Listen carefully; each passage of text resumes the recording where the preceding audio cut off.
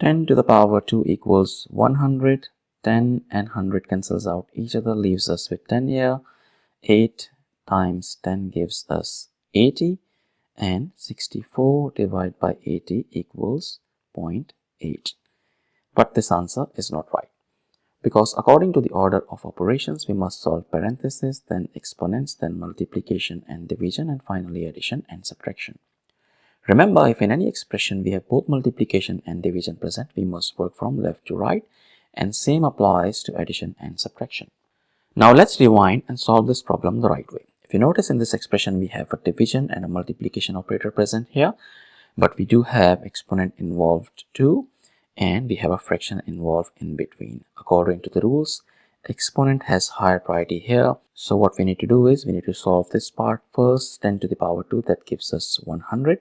Our expression becomes 64 divided by 8 over 10 times 100.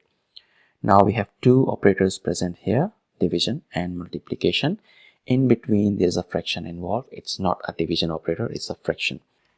According to the order of operations, multiplication and division have equal priority, but we have to work from left to right, so we need to solve this division first. A number is getting divided by a fraction here. To simplify this easily, what we can do is we can use KCF rule here. Keep, change and flip. Keep means we keep 64 as it is. Change means we change the division to multiplication. And flip means we flip the fraction 8 over 10 as 10 over 8. And we have times 100 present from the original expression.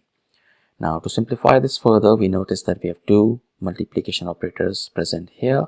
We will go work from left to right, so we need to solve this multiplication first on the left side. 8 and 64 simplifies each other, leaves us with 8 here. So what we get is 8 times 10 times 100. And when we simplify this, 8 times 10 gives us 80. 80 times 100, that simplifies to 8 times 1 equals 8. We have 1 0 from here and we have 2 zeros from here. So it gives us 8,000, which is the final and correct answer to this problem. Thank you for watching. Please like the video, comment your answers and subscribe to our channel.